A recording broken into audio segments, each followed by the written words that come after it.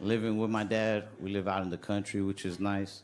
It's like a pond in our backyard. I've never lived near a pond. I've never had a pond to go to, and I didn't even think I'd like it that much. Sometimes when I'm bored, I go out to the pond to, ponder.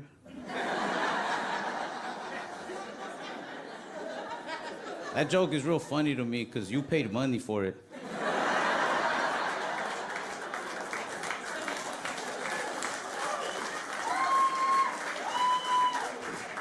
Nah, but seriously, you ever stare at a pond? You'll get stuck staring at it. It's like a reflection to your own soul. You can lie to yourself. You can't lie to the pond. I was staring at it for like 30 minutes one time before I finally snapped out of it. I was like, oh, damn. She's cheating on me.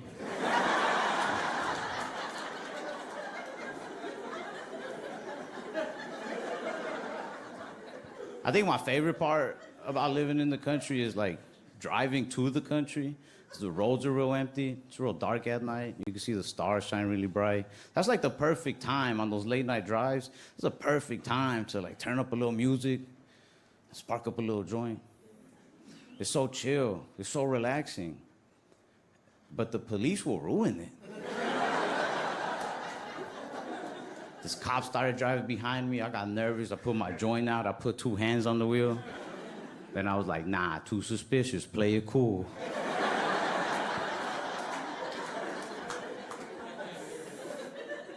But I got nervous. We're in the middle of nowhere. He was following me for 20 minutes. I'm paranoid. I'm high. I'm like, is he going to pull me over? Is he not? And then I got this genius idea. I scooted over to my left lane. I slowed down a little bit. And then I got behind him. You ever drive behind a cop? It's a different energy.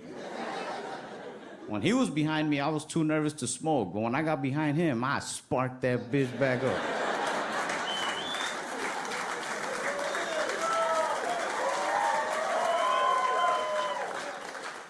I was like, where you gonna go? You're in my world now. I started yelling out Denzel lines from Training Day. I was like, Officer Hoyt, it's not what you know, it's what you can prove. He was scared, man. I could tell he was shook by the way he was driving. Like, why are you swerving like that, man? He tried going to his left lane. I was like, I know that one. I wasn't gonna let him get away. I wanted him to feel the fear that I felt. He tried getting off the highway. I'm like, that's my exit too. Let's go. He did a U-turn. I was like, yeah, I did forget something, actually. I followed him all the way back into the city. He took a left, I took a left. He took a right, I took a right. I'm like, where are you going, man? You gotta run out of gas eventually. I had another joint ready. I never run out of gas.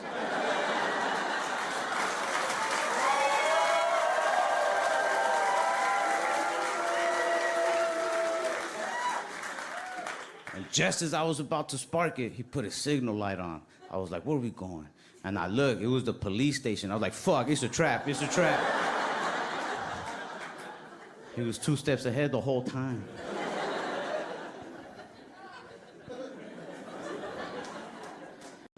Nah, but it's nice living out there. I do get bored sometimes. I bought a PlayStation 5. I like it a lot. I went a long time without having a PlayStation. I had the PlayStation 4 like a long time ago.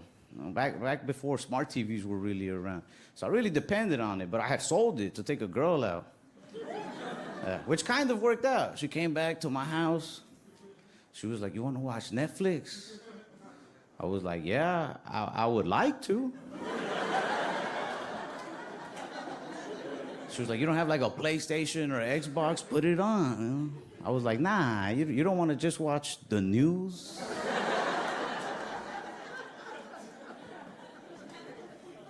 But yeah, man, I love that PlayStation 5. I like playing fighting games, like Mortal Kombat, man. I'm good at fighting games. Real life, not so much, but on the games, I like playing with my cousins a lot. I hang out with my older cousin, Carlos, a lot.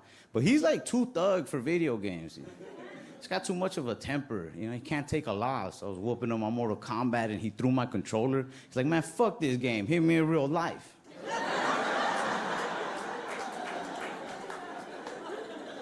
I was like, bro, go back to jail.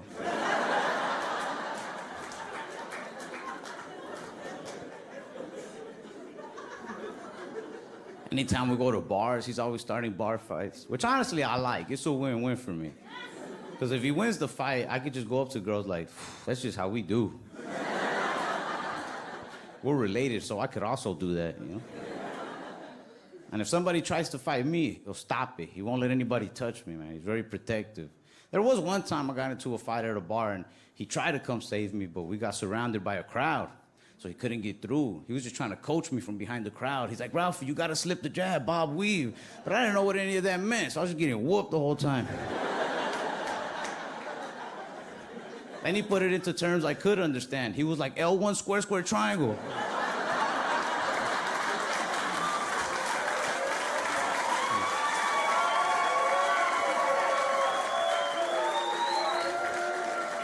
It was like, now do L1, R1 at the same time. I was like, Hadouken.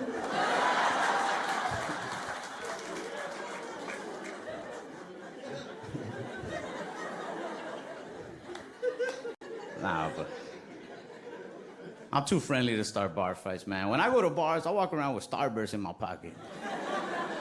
You don't want to fight that guy. This girl at a bar hit on me one time. I was talking to her, and then her boyfriend came up to us. He was like, yo, yo, yo, what the fuck is this? I was like, hey, hey, hey, hey.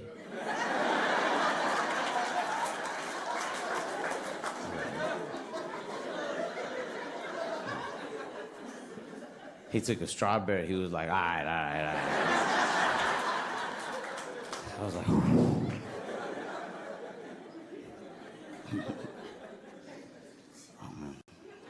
I've been fortunate enough to get to travel a little bit, which is cool.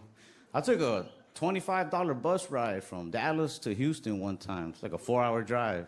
I remember thinking, man, $25 and they take you to a whole other city? That's a great deal. Then the driver started screaming at us.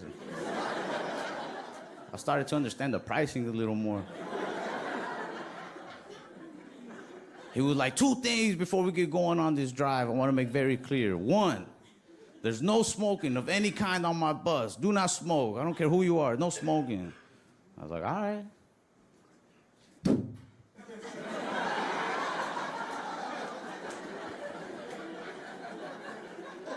He's like, 2nd, nobody gets naked on my bus.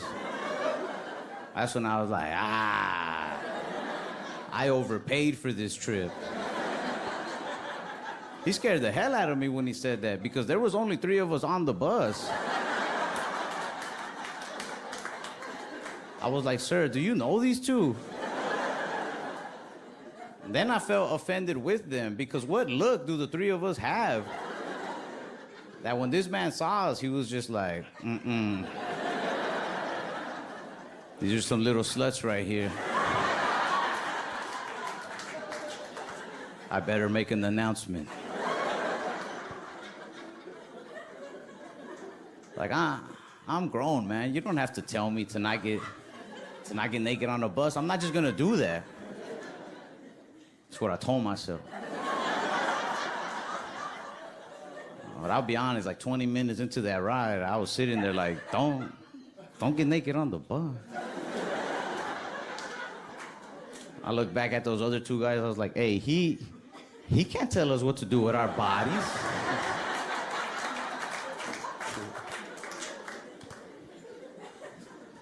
One thing I like about traveling is going to different cities and trying, like, the junk food that's famous out of that city, but like their local stuff, you know, from the hole in the wall, family-owned type businesses. That's where the best junk food always comes from.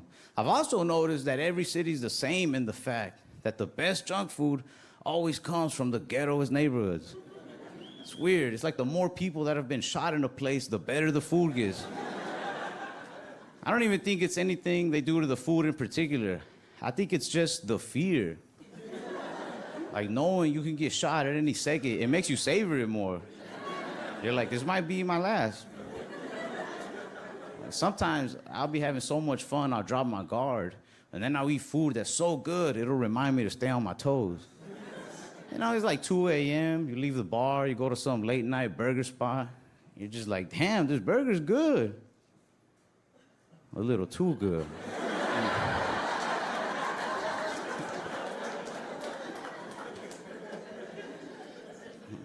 Anytime I'm in a different city and I want to look for something good to eat, I never go on like Yelp or TikTok. I just watch the news.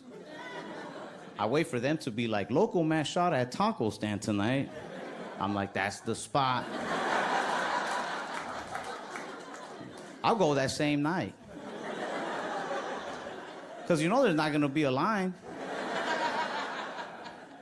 I'll go up there like, yo, is this where that guy was shot? Whatever he had, I want 6 of those. Or I'll go to like the corporate junk food places too. I just don't like when their customer service is too good.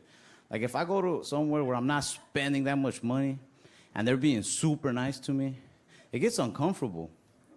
Like at those Chick-fil-A's. And I'm just like, all right, thank you for my chicken sandwich. It's my pleasure. Yeah? This is what does it for you. I'm like, you can have it back. I'm not even hungry anymore. It only makes sense when they treat you like that at the expensive, fancy restaurants. Those places where the more money you spend, the nicer they get. Especially the servers in those places, man. When they're trying to earn a fat tip, they'll be so nice to you, you almost feel like they're trying to have sex with you a little bit. You know, you'll be like, yo, can you bring us another round of drinks and another order of that appetizer? They're like, yeah, of course. That's a smart choice. You're a wise man and you have kind eyes.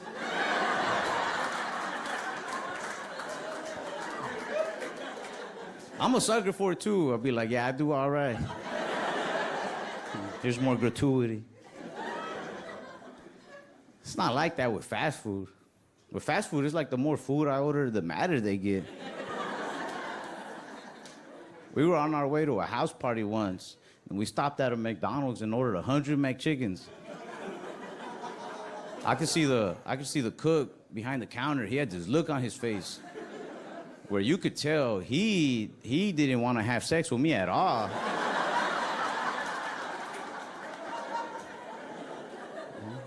I took one look at that man. I was like, he is not horny.